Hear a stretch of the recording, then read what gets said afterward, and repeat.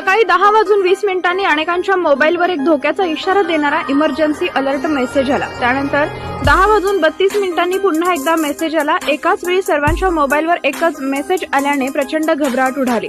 हा कोणता स्कॅम तर नाही ना? आपला मोबाईल हॅक तर झाला नाही ना? मेसेजवर क्लिक केलं तर मोबाईलचा स्फोट तर होणार नाही ना? असे अनेक प्रश्न सर्वांनाच पडले। मात्र जर तुमच्याही मोबाईलला असा मेसेज आला असेल तर घाबरून जाऊ नका।